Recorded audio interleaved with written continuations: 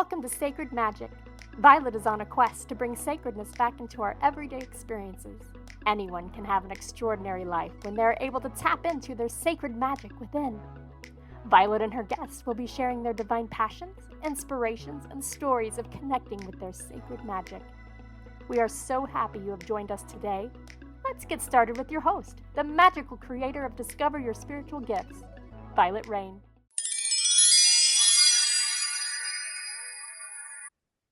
Hi, everyone. Welcome to Sacred Magic Podcast. I'm your host, Vialet B Rayne. My guest today is Regina Powers. Regina is a Western-trained family nurse practitioner who came into the teachings of energy medicine by way of loss, and then stumbled upon the 5 elements of Chinese medicine, and everything related to how she saw and treated people began to shift. What Color is Your Medicine is a book that came into form after Regina lost everything in a fire. It turned out that the fire was the element or catalyst that she needed to ride. The elements weave through our physical and emotional bodies to help us uncover the places of imbalance, to find our way home and home to our spirit. The book offers recommendations to take along your own healing journey to assist in whatever color medicine you may be dealing with at this time in your life. I'm excited to be able to chat with you, Regina. Thanks for being on the show. Thank you for having me. Yeah, I'm excited to be here. Talk to us about your journey, your spiritual journey of loss, and what got you to do what you do today. Yeah, over 30 years ago now. So it's been a while. And also, as we all unfold, that journey kind of opens new avenues. But I was with somebody for over 10 years. And when he passed away, he was a young man at 35, and it was sudden. And at this moment, I was in Western medicine, thought I knew everything, working in emergency medicine, had trained as a family nurse practitioner. And after that happened, someone said, I'd like to gift you a session with a healer. And thinking I was on the top of my game, why would somebody that I need to be told how to, to help me? And so I didn't go right away. And then I did, and it really changed the entire trajectory of how I saw and worked with people. I was on his table. He didn't speak English. I had no idea how to speak with him. And he just pointed to the table. I laid down, and his hand went on my heart, and I cried for an hour. And it was after that, when I left, I was in San Francisco, and I got on a bus to go home, and I had these guys hitting on me. One was asking me out to dinner. I get off the bus, I go onto another bus, the same exact thing. I get home, my roommate, what did you do? You look so different. Did you get your hair done? I go to work in the emergency room the next day, the same thing. Wow, did you lose weight? Like, just all these compliments. And the only thing that hit me in those moments was like what really transpired. And it was really the understanding that my emotional body was very much contained or compressed in my physical structure. And so that really began like, what is here for us? And through no accidents, I was, sitting with somebody, suturing him, and he's telling me about a Chinese medicine practitioner down in Chinatown. The next person, wow, there's a meditation that you should try. Go with them to this church that all of a sudden there's light over everybody's head, and I'm not really getting why am I seeing that. And so the journey really unfolded in different ways. And it was then through the discovery of energy, I really quickly was like, how do I understand what's really happening in front of me in this kind of fast-paced world of Western medicine? At the same time, trying to understand really what happened. And so I went back 3 times to that healer because I thought, I was crying, so I must have more tears. Like that was my only understanding. And then the understanding became quite more relevant when I started to study. So I studied energy medicine. I went to a integrative conference in San Diego, and I met this amazing Chinese medicine practitioner who was well versed in Chinese medicine, but it was after he was already working as a internal medicine doctor that he closed his entire practice because he kept seeing people come back to him. So he went back and apprenticed with his grandfather in China. And it was after that that he brought his wisdom of the Chinese tradition back. And he was the speaker, he was the keynote speaker. And so that's when I was introduced to the 5 elements of Chinese medicine. And that started a whole introduction of understanding myself, really, in the wisdom of those teachings of the physical, emotional bodies and how they kind of open us into avenues that I see it as in a Western trained mind, not through a traditional Chinese medicine practitioner. And I realized that the introduction into them really brought me into myself as a being of wholeness when I started looking at what it meant to take the yin and the yang, the male and the female aspects, and how that opens our heart when our vascular system can flood our system. And it really is through the elements that I've guided people to see their emotional and physical structures. Maybe that is a way into the emotional aspects of maybe the places they haven't felt. And it was really from, if I put that whole thread back in my system, it began with the loss, because it was through that that I saw how much emotions I held. And So, really, for our listeners that may not know what the 5 elements are, take some time and talk to us. What are the 5 elements of Chinese medicine, and how do they relate to us as humans in this experience?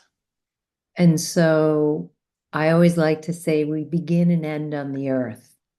It's the place we come into and it's the place we leave. And that element is a significant element in the fact that, we think of the earth, we think of grounding, we think of feeling safe because we're connected.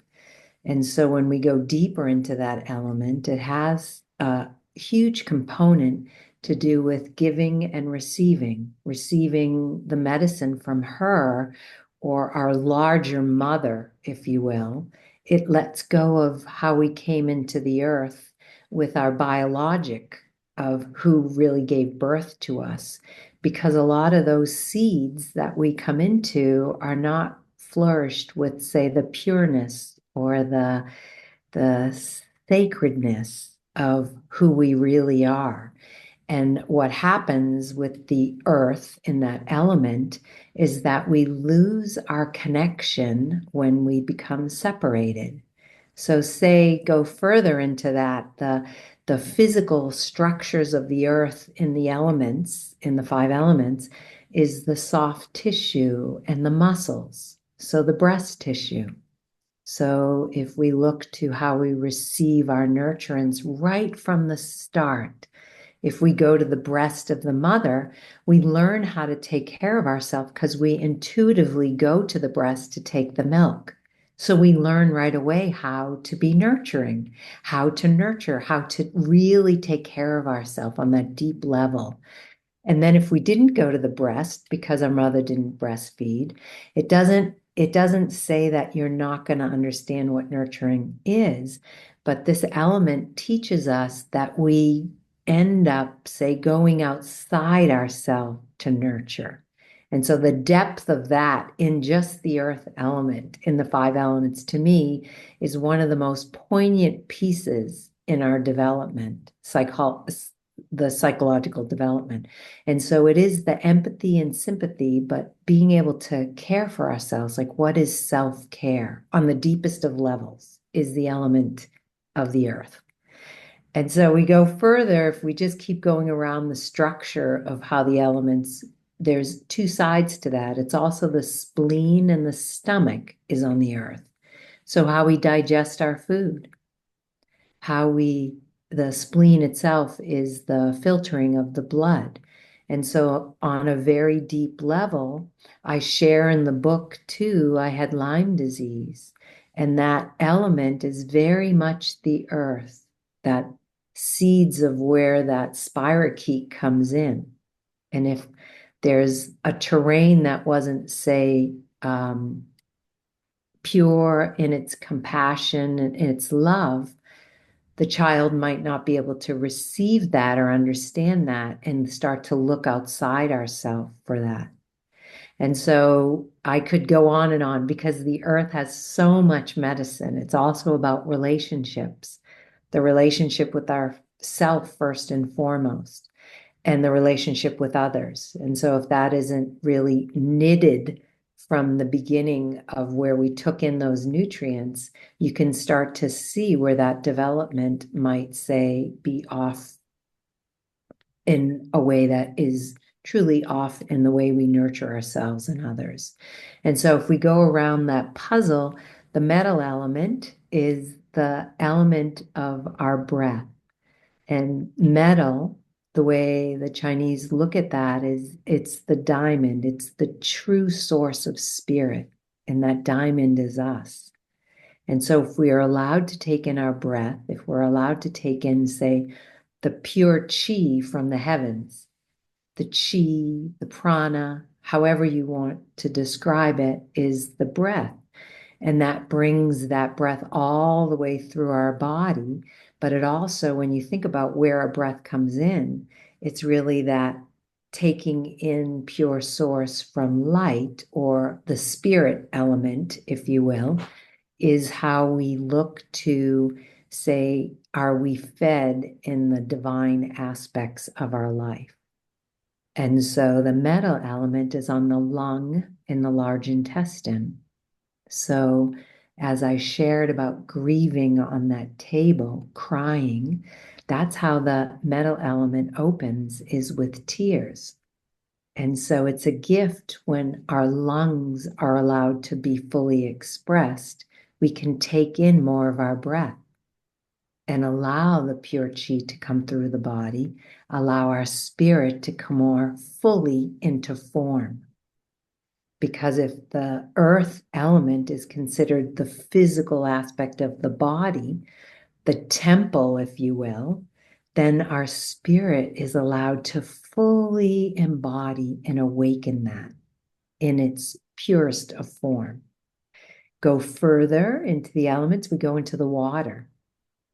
The water is a very powerful element. As we know, our physical structure is made up for over 60% of water.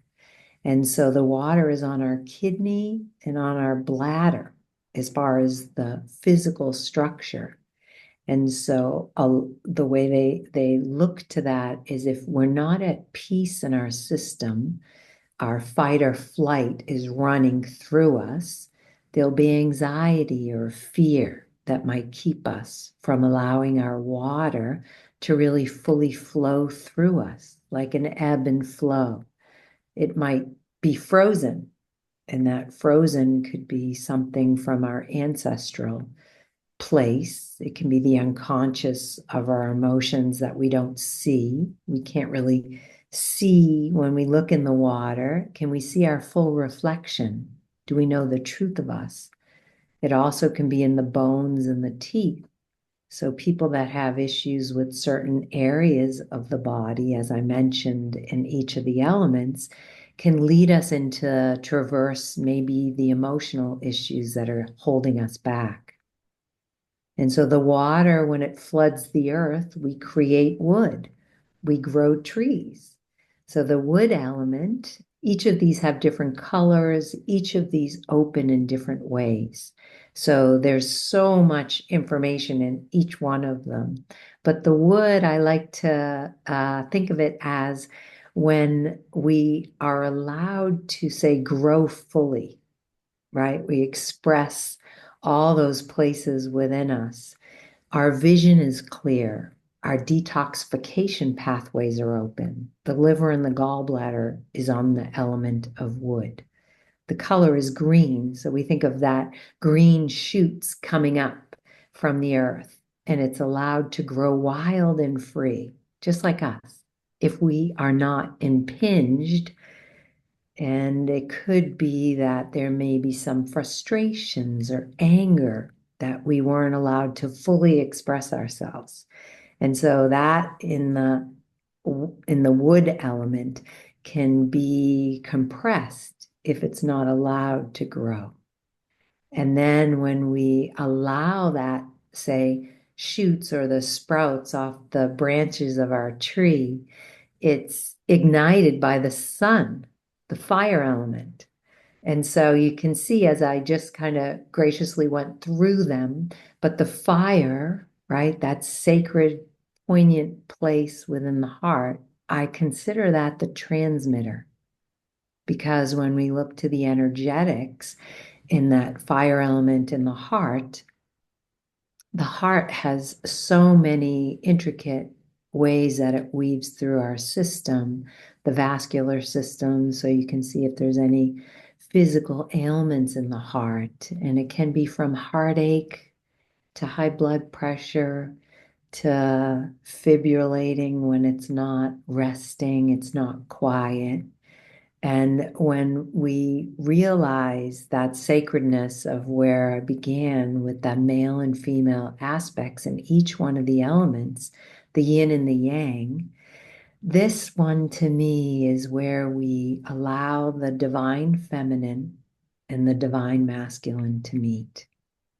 And so when we're at home in that sacredness of our heart, it's as if we're home in our bodies whole. We're allowed to flow with life. We don't flow against it. We kind of look to what is brought forth to us in relationship, in the grocery line, when we hear beautiful music on, like it can bring us into areas where we have reactionary pieces in our puzzle. And I always like to think that if I'm reacting to something, there's medicine there for me. There's something intuitive that's guiding me to my story that may not have started with that pure source or the soil in the earth's structure.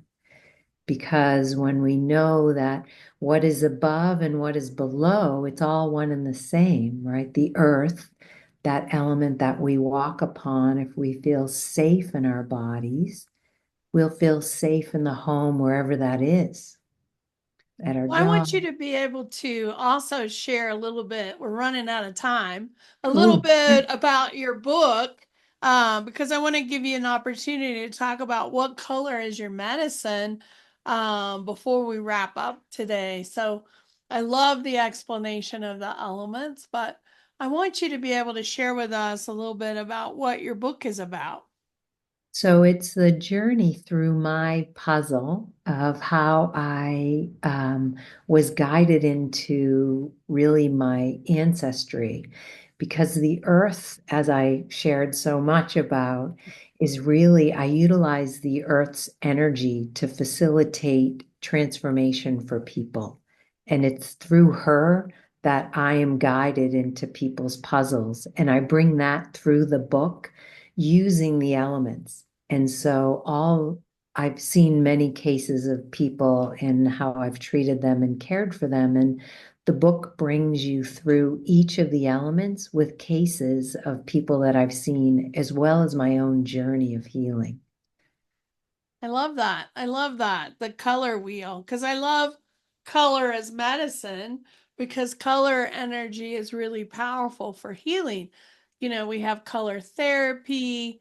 Color is a really important part to a lot of things that we do. And so I love working with colors in my healing practice, but also in my daily practice, what we wear in colors, what we paint our walls in colors.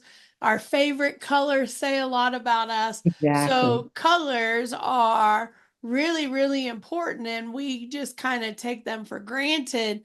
but there's a lot to color. So I was fascinated to be able to talk to you about how you saw your perspective on color. So thanks for sharing that with us.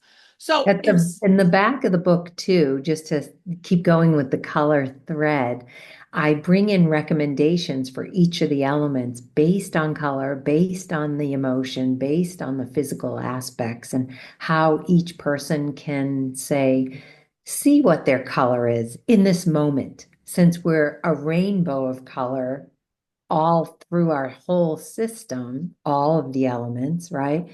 It's not one or the other. And so the back of the book shares with, wow, I really feel like I have more anxiety in my system right now. What would water offer me? The color blue. So you wear that maybe to speak or to feel more, say, at peace in the system when you're off to do that in a work, say, environment or in everyday life. So each of them offer that, what you can do and wear as far as color pieces. Yeah. Yeah, color's really, really powerful. Talk to us, Regina, about if somebody wanted to work with you, we'll have your email or your website and information on all the platforms. But what are some of the things that you offer? Is it online? Is it only in person?